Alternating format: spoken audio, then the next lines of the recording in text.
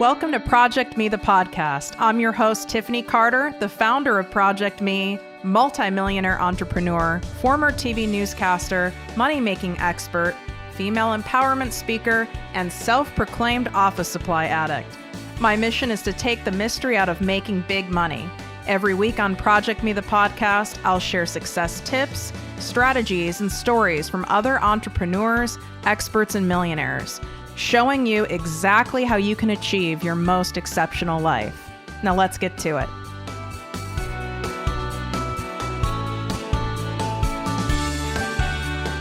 Exciting announcement for all of my listeners. I've officially opened my exclusive group, the ProjectME Passive Income Posse, to the public. This group is by application only, so we can keep the group high vibe and spend our time, energy, and expertise only helping those of you who truly want massive success and impact. You get live weekly trainings from me, special guest coaches, and direct access to me and my business partner for all of your questions. To learn more and apply, go to projectmewithtiffany.com, click on Work With Me, and select ProjectME Posse. And of course, any questions, feel free to DM me at ProjectMeWithTiffany.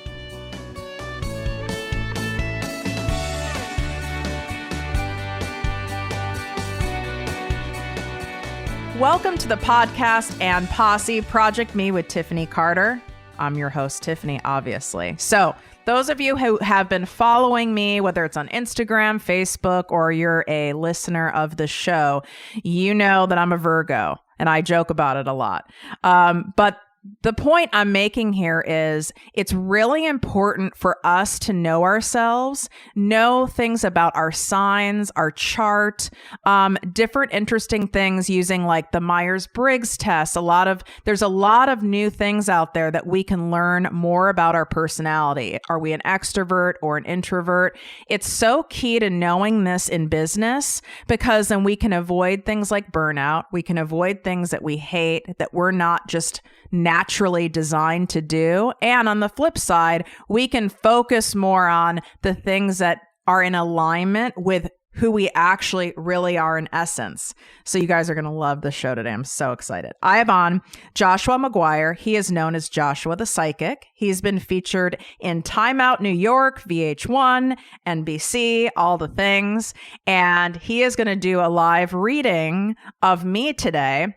And then we're going to get a little bit into why it's so important to have someone who is very well trained to read your chart and to do that work with you, so you can get a clear understanding of like how you show up in the world and why you react to things the way you do, right? So what's up? I'm so happy for you to be on here, Joshua. Yes, I'm happy too. Thank you so much for having me, Tiffany.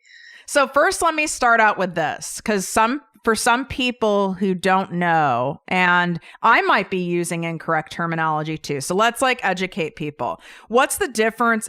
What's the difference between a psychic, someone who reads charts, someone who's clairvoyant? Give us a rundown here. Well, astrology, you don't have to be a psychic in order to be an astrologer. It's actually very scientific. A lot of math is involved in astrology. However, being a psychic, you are getting information from another source, like another world or from spirit. And you have different psychics that are mediums. They have the ability to talk to the dead. Other psychics are clairvoyant, meaning they see things. Other psychics are clairsentient. They sense things. I'm clairaudient, which means that I hear things when I'm in a reading. Sometimes I see things too, but when I'm in the middle of a reading, I'll often get information in my head and I'll relay it to the client, which happens to be right. Wow. So were you all, first off, you guys, you need to know he found me. B, we actually went to Emerson together. Like, shout out Emerson Mafia. Anyway, so I mean, if you guys, whoever's listening, if you went to Emerson, you automatically get my attention because I'm a super supporter of my college. So I got really excited.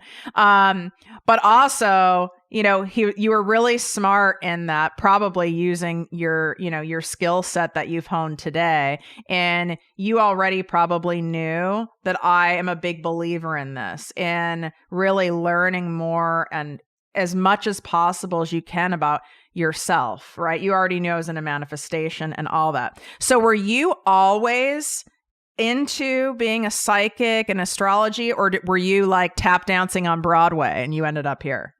Oh, I was never tap dancing on Broadway, ever. I wound up always being interested in astrology, though, since I could read.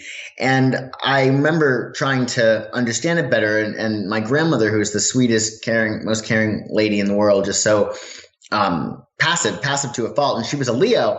And I remember saying, well, Leos are supposed to be bossy and pushy and control freaks. And why isn't she like this? So in my studying, I realized that, you might be a Leo sun sign, but you might have a Pisces moon, or you might have a rising sign that contradicts that energy. So I realized it's, the sun sign's important, but it's one aspect of your whole astrological makeup.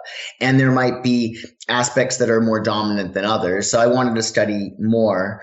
I went for a reading right in Boston at this tea room that was right on, I think it's Tremont Street. And I remember getting the reading and I was floored, and I said I wanted to learn astrology, and they said, well, you should learn tarot. And I had 12 years of Catholic school, so I was like, tarot cards just freaked me out. And they said, astrology is involved in tarot, and you could become a better astrologer learning tarot and how it's all in the collective consciousness, and taking psychic development classes would help. So I said, why not? And I learned everything. I learned astrology, I learned tarot, I learned palm reading, I learned psychometry, face reading, handwriting analysis. I mean, anything that you could read, I learned how to.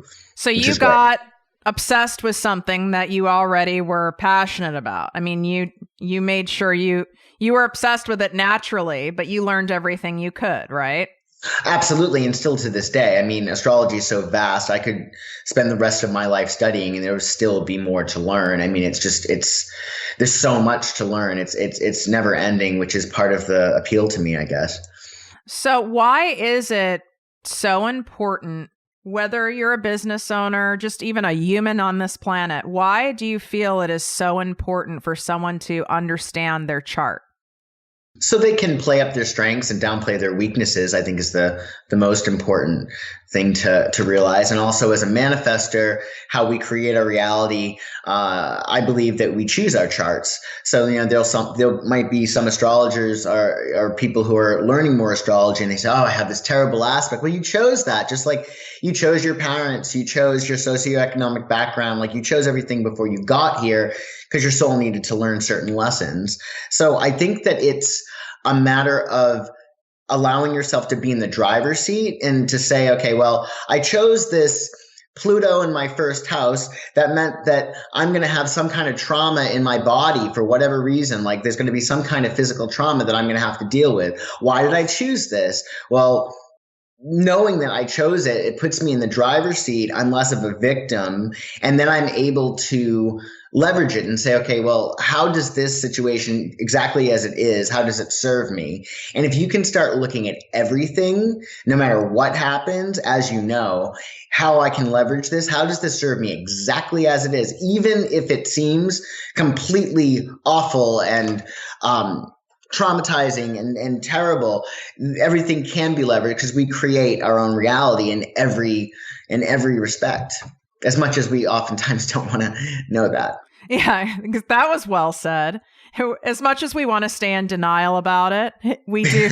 We create it, like whether we like that or not. So there is it's like kind of like a hot thing right now for people to share, like, what they are in Myers Briggs. Like I'm an INFJ, for example. Like, and then there's the other one. It starts with an E. Is it? I don't even know how to say it. Do you know what I'm talking about? It's like Enneagram or whatever. Oh, I forget what. But you know what I'm talking about. Yes, and people are like, "Oh, I'm an 8 or I'm a 7," and I feel like and correct me if I'm wrong, but I feel like when people do things like that, we all love kind of figuring out more about ourselves. But when we talk about our signs, even how I joke, right? I'm like hardcore Virgo. Well, there's a lot more to it. I'm not just a Virgo, right? I mean, there's a lot more to me that I might not be, I'm not tapping into because I keep going back to the fact, well, I'm a Virgo. Well, I could actually be limiting myself in terms of manifesting by not knowing my full picture. Would you agree with that? Absolutely. Yeah. You don't want to get put in any kind of box. You're expansive, and any sign. And that's the cool thing about learning astrology is that, you're going to have a sign in one house. Do you know what I mean?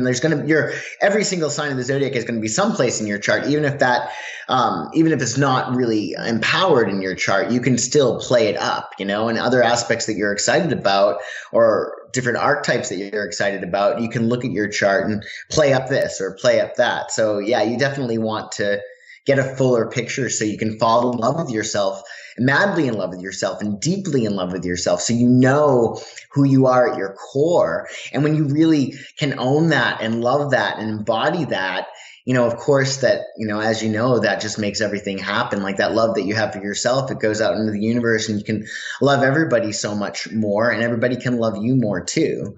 Oh God, yes. Because I lived, as you know from listening to my show, I lived most of my life hating myself. And what you attract from that, from that low vibe is you attract a lot of shit. So what I attract now is certainly a lot better. So what makes you so well respected and well regarded in this space? I mean, obviously you've gotten a lot of great media attention, a lot of great feedback, a lot of great testimonials. What is it you feel that gives you that special something? Well, I think because I'm a very practical person, I'm able to connect with people who might not normally go toward this stuff. So I'm able to look at things on a very, very practical level. Like in my coaching, I'm very much about tangible results. Like, what action are we going to take? And I think that a lot of people who do law of attraction, they forget the action in law of attraction. And that's obviously an important part. But I think that I'm able to bring concepts down to earth and make them understandable to people. And I very much care about I love my job so much. I'm so blessed. I always say that even if I was a, zillionaire, I still would do this most likely. I think that it's part of my DNA. It's like it needs to be expressed. I care about my clients. I love my clients. I love seeing people succeed. I love the growth that they go through. So I think that comes across. Like, people know that I really care, that I'm very much committed to my work. Well, let's get to it. I'm super excited. I'm a little nervous because I'm doing this, this is a live to tape show. Like, we don't edit anything, and I'm totally open. I'm an open book with my audience, and I'm very comfortable with myself, but I also know how this could go. You're not just going to tell me all like the ego flattering things about myself. You're obviously, I'm assuming, going to share, there's lightness and darkness, right? So I know that's going to come up. So I am a little nervous, but I'm super open and ready to receive. So I don't know, take me through this process. Sounds great. Yeah, I have got to say you're definitely brave. I don't think I would let somebody go through my chart live on air. I don't think I would. Really? I don't Even think so. You? I think that the psychics and astrologers are the worst people to get read ever. They're like the doctors are the worst patients, right?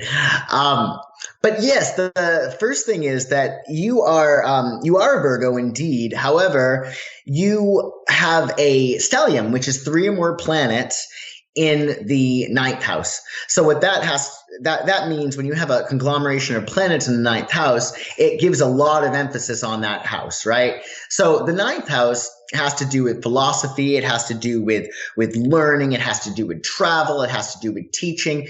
It's very much about disseminating information across the universe. So a big part of who you are is very, very broad. It's very, very much a Sagittarian influence, going very big and being very, very loud. Living out loud is really the key for the 9th house. And that's the opposite of Virgo, right? Like, Virgo's the hermit. They're very subdued. They're quiet. They do their work and, criticize people quietly. I love it. But with this 9th house, it's, it adds a lot of flavor, a lot of life to this chart. But not only is this a really strong 9th house chart, but your sun is conjunct your midheaven. Now, your midheaven is your 10th house cusp. It's your place in the world. So your midheaven is at 14 degrees Virgo, and your sun is at 13 degrees Virgo. So there's a 1 degree between those. And the midheaven is about your place in the world. It's about status. It's about reputation. It's about reaching the top and being the best. And with your midheaven conjunct your sun, there's a certain destiny there. There's the fact is that you will shine in public spheres. Like you're definitely not supposed to be doing something in your living room, talking to just your few friends and family members. You're supposed to be doing something in a very, very large way, because that's going to give you vitality. The more you allow yourself to expose yourself in the public stage, the better you're going to shine, the more vitality you're going to have, and the more you're going to be providing light for the universe, because that's who you are. It's very much important. Your identity is very much caught up on being a big player on the public stage. So you want to always give yourself credit for allowing yourself to be seen, because that is doing a tremendous amount for the world. Because Virgo, at the end of the day, is about service, right? So when you find out how it is that you can best serve, and you allow yourself to bite the bullet and do it, and it's not always easy, but in doing this is providing more light to the universe. So additionally, you have the sun within only 1 degree of Mercury too, at 12 degrees. Your Mercury's at 12 degrees, and your Mercury, when you were born, was retrograde. Oh, Lord, have mercy. Yeah. But that means that when we have Mercury retrograde 3 or 4 times a year, that it's going to be an easier time for you. And for people who don't know, Mercury 3 or 4 times a year, from our perspective, it looks like it's going backwards because it's really slowing down. But from our perspective here on Earth, when Mercury goes retrograde, it looks like it's going backwards, and Mercury rules communication. So everything seems to be problematic. Like it's tough to communicate to people. It's tough to computer things break down. It's bad to buy technology or technological things under the retrograde. But with you having a Mercury retrograde, it's actually a very positive thing, because you're able to think in a very retrospective way. Like you consider things, you know how to be patient, and you know how to use communications to your advantage. Because for you have this very reflective part and very reflective reviewing aspect. Anything you're very good at reviewing, revising, reformulating, anything with that suffix. That is so true. Revamping, reinventing myself. Yes, all of those re's, totally. So there's a really strong mercurial aspect to your personality. You're very much, you thrive off of information. You need to share information. And as you said, revamping, and what was the other you said? Reinventing myself. Reinventing. And that actually speaks about your Scorpio rising. So your rising sign. Really? That's sexy. It's very sexy. It's the sexiest sign in the zodiac is Scorpio. Yeah. So the rising sign. I'm like petting myself. You guys can't see it. The rising sign is it's your persona. It's the mask that we wear, but just like any mask we wear, it becomes a part of ourselves, like a patina, right? Like Dr. Spock for many years. He became very much like the actor who played him became very much like Dr. Spock after playing him for so many years, because you're trying on these clothes and you're acting, and that's what life is, right? It's about acting in a role, right? Everybody has everybody's an actor with his part, right? But with the Scorpio rising, you are very much a transformative person. You're very much a fighter. So Scorpio rising, it talks about the beginning of your lifetime, and it has to do with your perception. And Scorpio rising has not had it easy. It's a sign that essentially Scorpio is very much about extremes. It's about life and death, and it's very, very battle heavy. So with Scorpio rising, you may see life as a battle, right? All battles are, of course, within ourselves, and everybody is like in different aspect of ourselves. But still, when you're young, you don't always see it that way, of course. But for whatever reason, you chose a Scorpio rising in this lifetime so you could fight. So perhaps you could show other people how to fight, how you can go from one extreme to another. But with the Scorpio rising, you're incredibly determined.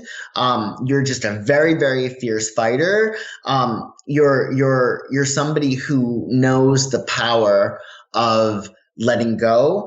At the same time, you may not let go easily. That's for it's sure. Like both, but you know the power of it. And when you do, and with Scorpio rising, you're going to find that there's such a great strength in vulnerability. And that is really the sweet spot. Like a lot of my clients, are Scorpio women, and they have such beautiful vulnerability and strength in their vulnerability. And they've taught me so much about women in general in a lot of ways, but especially the sign of Scorpio and how that works. There is a strength in that vulnerability.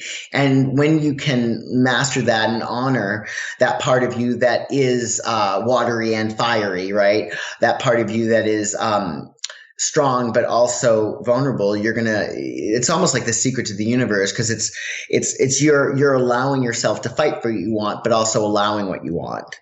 And it's this beautiful energetic dance with the universe in which you're allowing and you're flowing and you're allowing, and it's a really great rising sign. But you're very fierce. You're a fierce competitor. And you're a nice person, but nobody better cross you. I hope my fiance is listening to this. And all of my employees. Yes, exactly. Yeah, you're not to be crossed. At the same time, there's also this beautiful balance with this moon that you have in Gemini.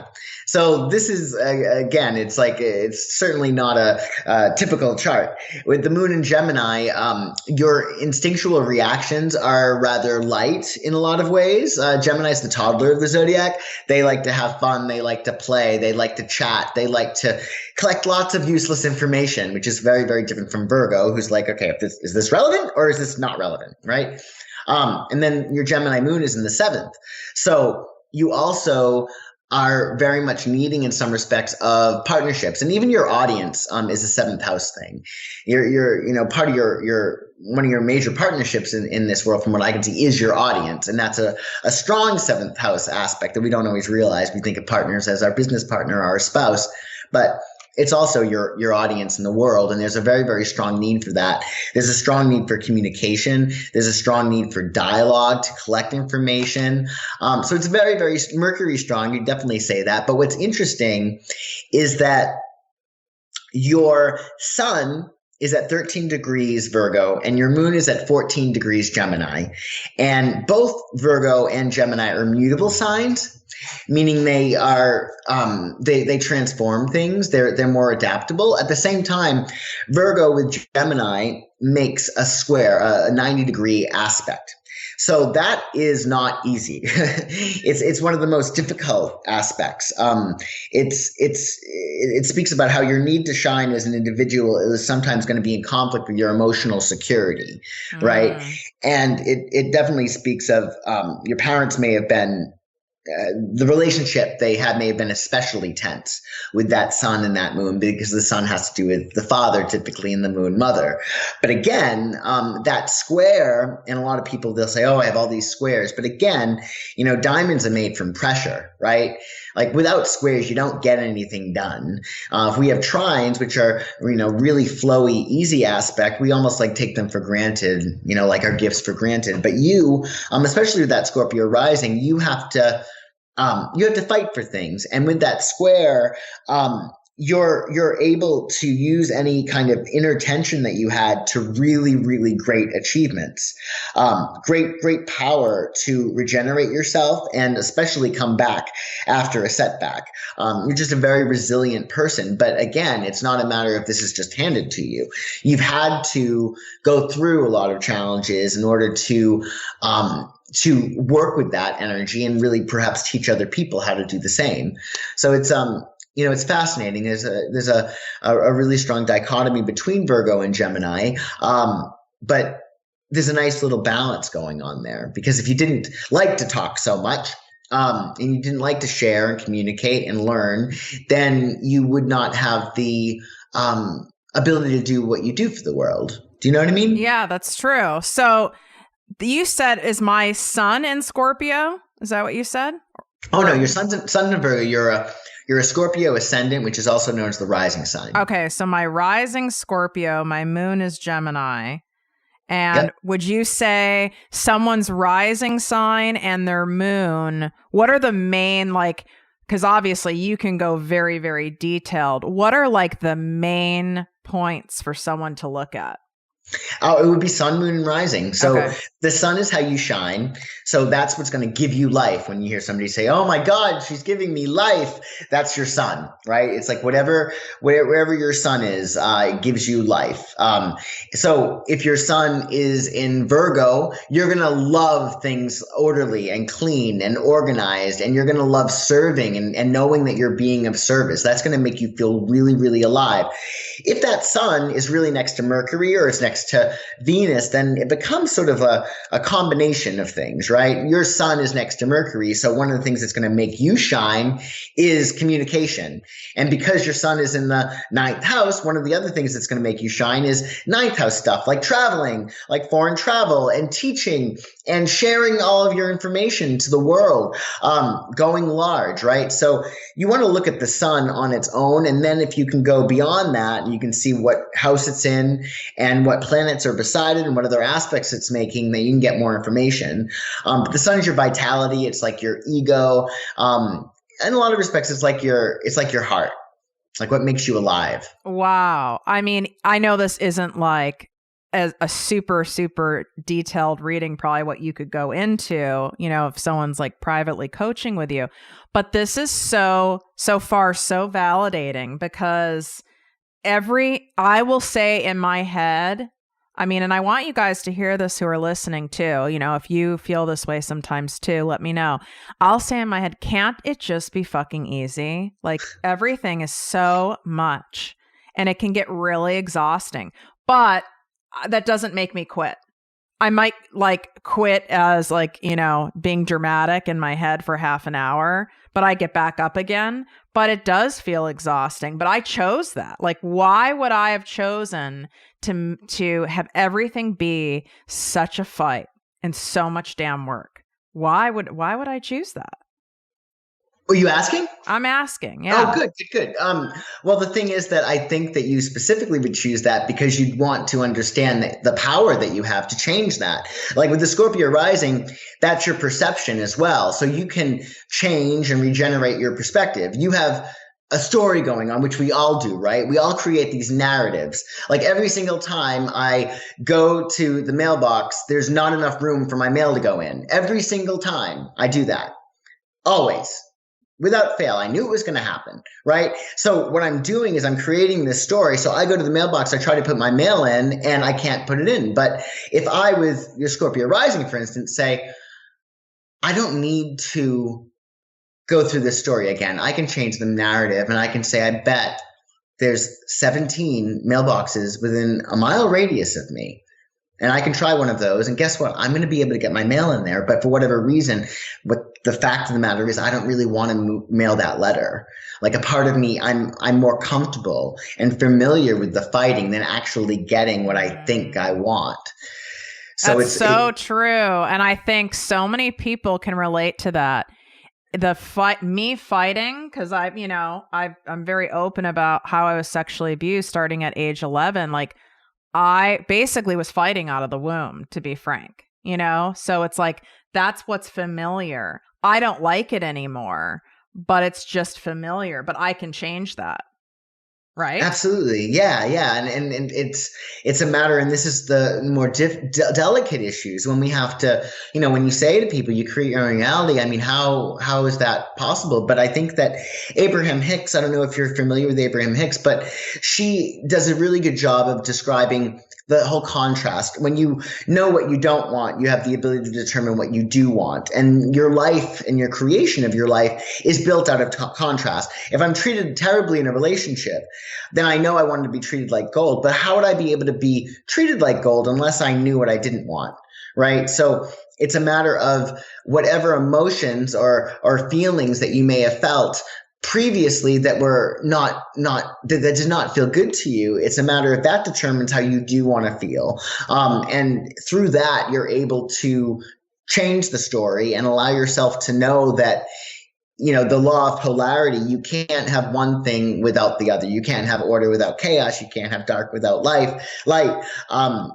So as a result, you can acclimate yourself and get familiar with like the news story. Like I can get familiar with allowing myself to actually be able to deliver my mail. So it's about getting comfortable. And it's also a matter of really doing some deep soul searching. And you with a Scorpio rising, again, you're a very deep person.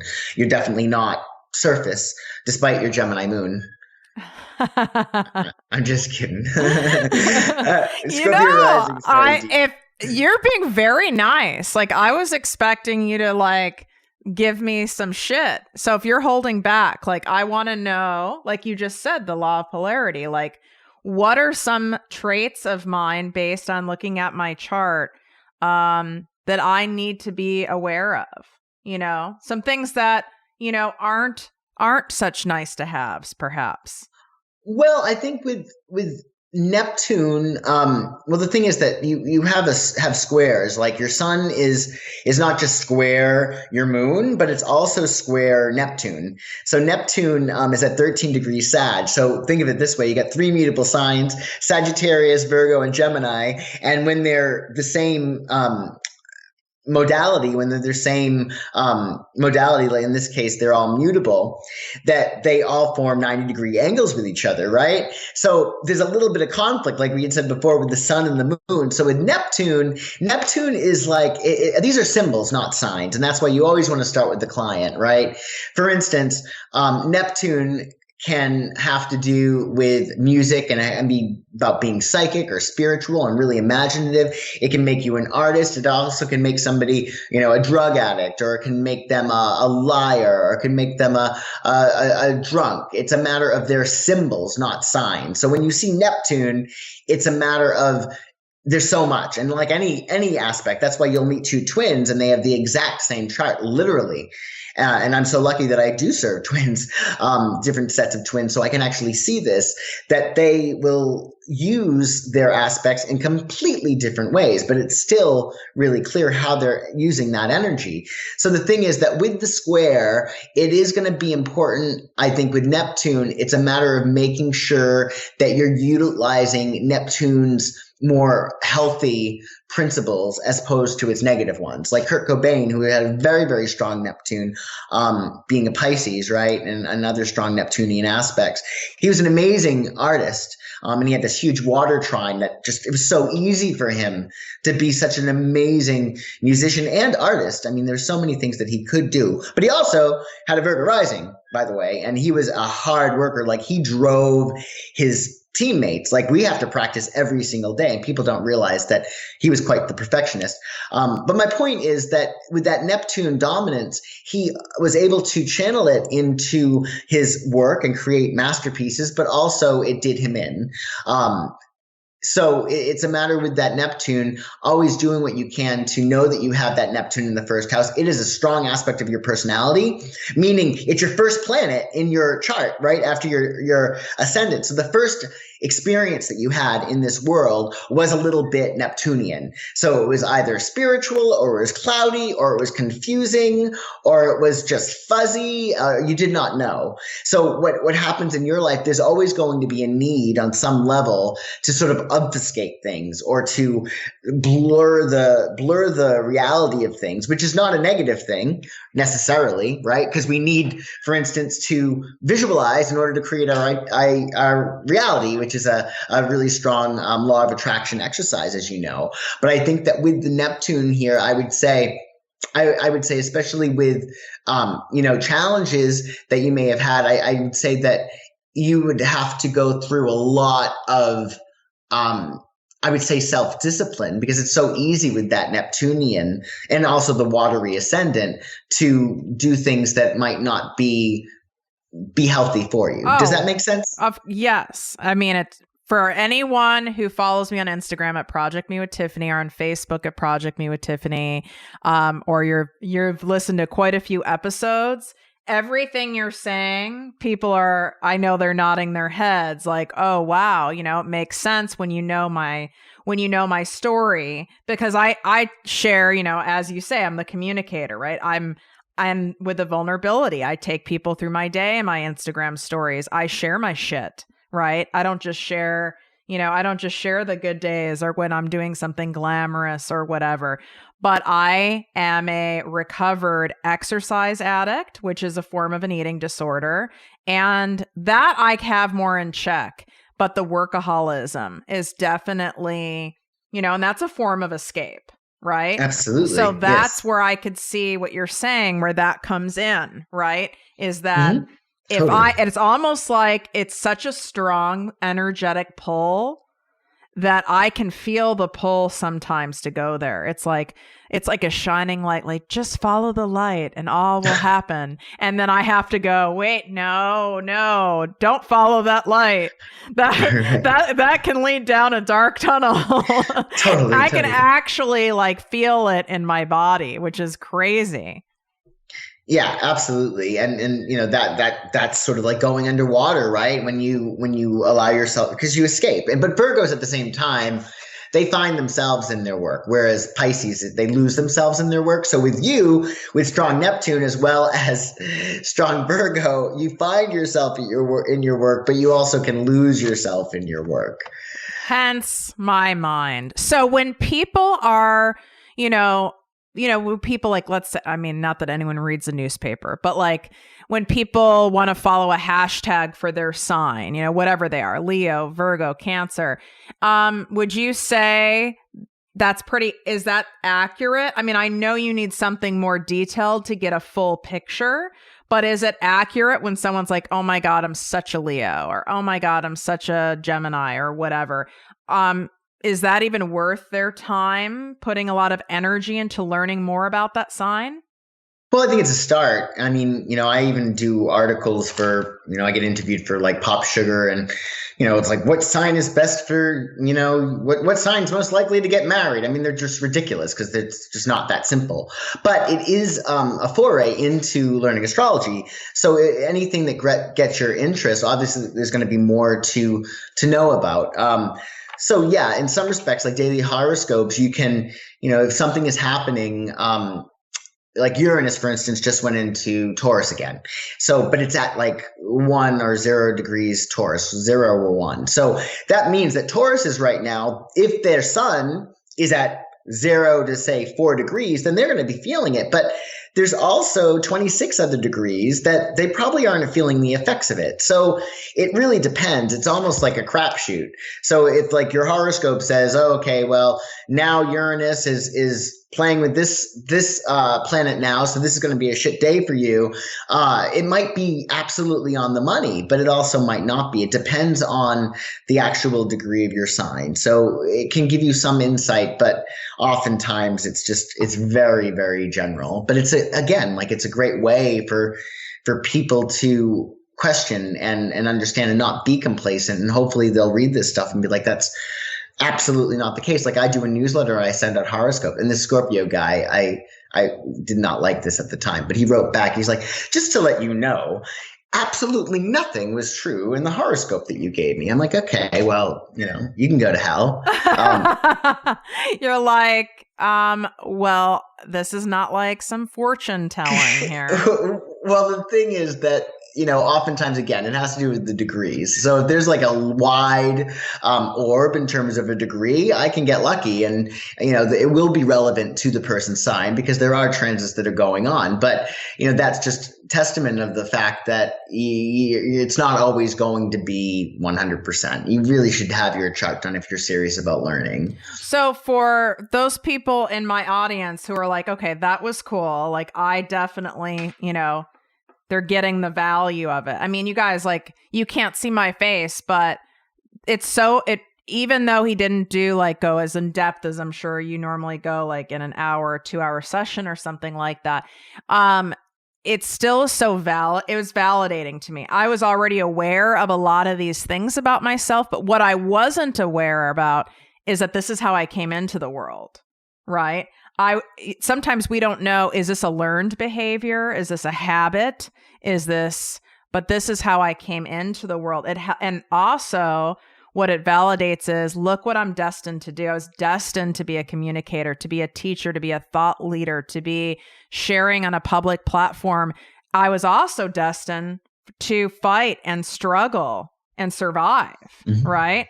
And look at how, with accuracy and how validating that is. And you can't make up a chart. I was born, I had to give him my birth time, my birth date, my birthplace. Like, you can't make it up. It's actually like mathematics, right? I mean, so exactly. It's not like someone's just saying, oh, I'm vibing you on this. Like, it's actual mathematics. So what would be the next step if someone's like, oh my God, I need to have a reading with him, like now? Like, what should they do?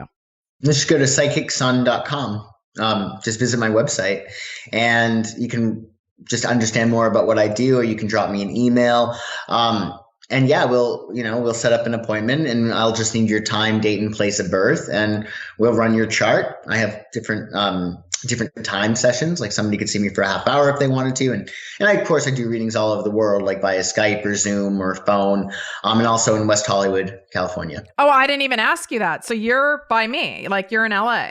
I am in LA. Oh, yeah. I didn't realize that. I mean, I'm not on the west side. I'm in Calabasas, but I didn't know that you were in LA. Oh, of course you are. That's where like all of us Emerson people seem to land. Well, I was in New York for 8 years. Wow. And I moved to LA 2014 for the weather, among other things.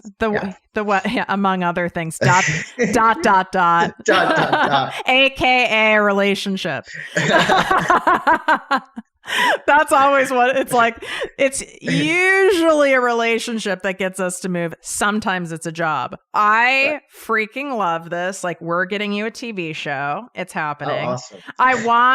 What's happening? Like, it is happening. It's happening right now. Like, everything is aligning for this to happen for you, because I know people like, hearing from mediums and getting the reaction and stuff like that. But this was so validating for me and eye-opening. And the thing is, the more that we understand ourselves, the more that we can work with it and not go against that flow, right? Mm-hmm. I mean, I know, like, I truly know I'm an introvert, as an example.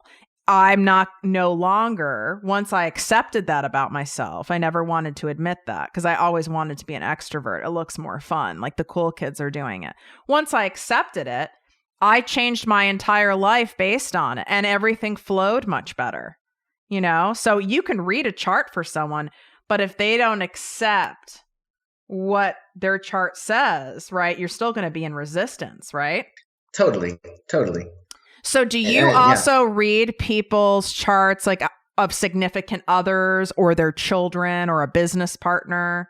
Oh, yeah. I mean, what's really cool about astrology is you can actually see with two charts whether or not they have a past life connection, or if there's some really strong karma there. And you'll be surprised, like, how many people you have karma with. And you can tell the understanding of the relationship. Like, if my North Node, for instance, that's always a karmic connection, is on somebody's Saturn, it's like, that's a heavy connection. Like, you guys have a contract. You're supposed to be here. Or if a Mercury hits the midheaven, like, that person and you were supposed to communicate in your career. So you can look at two charts to actually see what kind of karma you have, if any. And sometimes, of course, you're going to meet people and fall in love with them or be best friends with them. And there might be absolutely no aspects. Like, I have best friends that per our charts, I never had a past life with them, but they're still like the most important people in my life.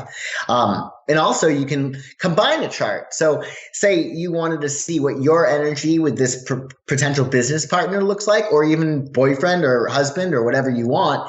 You combine your charts together and it creates a third chart, putting all of your energies together. And that's the chart of you two combined.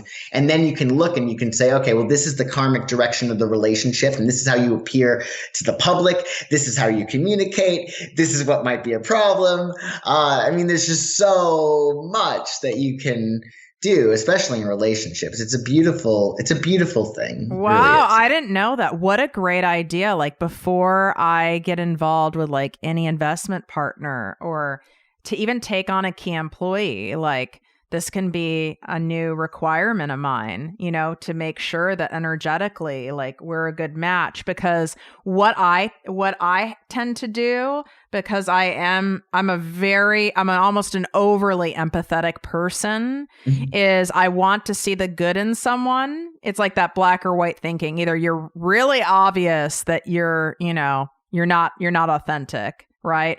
But then there's a lot of gray area for me. And if sometimes I want to convince myself that it is an energetic match and ignore how I'm feeling and be in my head saying, oh, but on paper, this person is this, this, this. I've done this with dating too. It's like this person is this, this, this on paper, or this potential employee or business partner or whatever it is. And I fall in love with what's on paper and I'm in resistance what's in my body. Does that make sense? Absolutely. Yeah, absolutely. And you always want to trust your gut. I mean, always. I mean, all love is self-love. All healing is self-healing. And all readings are really self-readings. Like I wouldn't be able to read somebody unless they were giving me the information on a level unbeknownst to them, or even on a level that they do know. Do you know what I mean? So, absolutely. And also it's really good for events. Like I have, family members that have chosen to get married, and I'm like, why? You have an astrologer in your family. Why are you choosing these dates based upon when the church is available? It makes no sense. Because when you actually say I do in all kinds of events, from when you leave the house for a trip to when you start a new job, for when, everything has a chart for it. And you can actually look at the chart and you can look and see what the final outcome of it's going to be, or how you can gain the most from the event, stuff like that. So anything really, I mean, anything that you want to do, like moving, for instance, is a very important thing for instance, if you're a man, you want to move when, the sun is in the 10th house, right? So there's and you don't want to move at nighttime for anybody if you can help it, stuff like that. But everything has a chart. So to make decisions, it just saves you so much time. I mean, most of my clients are very, they're very busy. Most of them are women. I have male clients too, but most of my clients are very successful women, and they don't have time. And that's one of the reasons why the cards are also helpful, because I don't know if you're familiar with tarot or not, but the tarot cards are really, really good because, say I have a client who literally is working 100-hour week and she has a child, and she doesn't, if she goes to this party, she wants to know first, what her time is going to be like. Otherwise, she's wasting, she could be spending with friends, she could be sleeping, she could be learning her lines, all this stuff. People do not have time for that. So that's the cool thing about using the cards or using astrology, is that it saves you time and obviously money too, depending on what it is that we're talking about. I mean, I'm setting up something with you to figure out, or to read the best date for launching my signature course. I didn't know that this was a thing, and it makes total sense, and why not do that? Why wouldn't I want to set myself up in the best possible way versus doing what my chart says I do, right? Which is that story of always fighting. Totally. So I really like this plan. So I want to end with one last question. Sure. That's kind of been burning a little hole in my mind here. So many people who may have even been listening or got halfway through, if you got to the end, I know you're already into this stuff. There's so much resistance for people hearing a lot of what you're talking about, like astrology, readings, law of attraction. It's like, oh, this is just some mystic bullshit. Where does that come from, do you think? Fear. I mean, I think that it's fear. I mean, we're always going to be fearful of what we don't understand. And I think that there's just going to be natural, resistance to there being a certain amount of fear. But the more people can open themselves up and experience joy, the happier people get, the more open they get, and the more susceptible they are to these really beautiful and helpful ideologies. So I think that it's just, at the end of the day, fear, and love is letting go of fear, as I see it. So the more people can love, the more open they'll be. But there's so many people that get it. I mean, even I'm sure that like you and I, if somebody said some of this stuff to us, 10, 20, 30 years ago or whatever, we'd be sort of like, that's bullshit, right? So it's like everybody has their own timeline in terms of what, like, even, we grow so much. Like there's stuff that I can look at today that I totally thought was hogwash 2 weeks ago. Do you know what I mean? In different realms. So that's true. And like you said in the beginning, there was a point in my life. I mean, I always knew there was a power greater than myself. I've been practicing manifestation for 16 years. But if you did this reading for me even 5 years ago, number one, I wouldn't have done it live. I wouldn't have been comfortable being vulnerable enough. Number two, I would have been terrified. I wouldn't have really wanted to know, so to speak, the truth. Because I was living in fear. So when you're ready, right? Absolutely. Yeah. And I think that, yeah, you'll know when you're ready, and you have to go with what you don't want to do something that doesn't feel right. You want to always go with what feels good, but yes, absolutely. It's great. I think that still, you being willing to do a reading on air for yourself like that, I think that's very gutsy. No matter how aligned somebody is, I still think that that's very, it takes a lot of gumption and a lot of bravery. So I commend you for that. Oh, thank you. Well, this was so enlightening. If you guys loved this, I want you to take a screenshot and tag myself at ProjectME with Tiffany. And then you can also tag, can I call you Josh or no? Please, yeah. Oh, okay. You can tag Josh at joshua.mcguire, MacGuire. If for some reason you're driving or you forget, just tag me at ProjectME with Tiffany, and then I will share it and tag him to make sure he gets us. But let us know if you liked learning about this stuff, because then we can have him come back on and discuss, other things and different attributes. If you want to get, more detailed in it, if you found it helpful and intriguing and interesting. And then if you're looking for a reading, go to his website, which is, what's your website again? PsychicSun.com. There you go. If you want to go more in depth. And again, like he said, if it's an alignment and it feels right for you, I just have to tell you this. I feel lighter even in doing that short session. I feel more grounded. And I feel clear. I really do. That's the best way to describe how I feel right now. So I'm really grateful for you and your talent, and that you came to me. I attracted you to me, really. You did. Yes. Yeah. So thank you for coming on. I look forward to many more conversations with you. Definitely. Thank you so much, Tiffany. Bye, guys. Talk to you soon. If you enjoyed this podcast, please write a 5-star review on iTunes. Not only will this make me super happy, but it will allow more listeners to find our special show. Simply help me help others.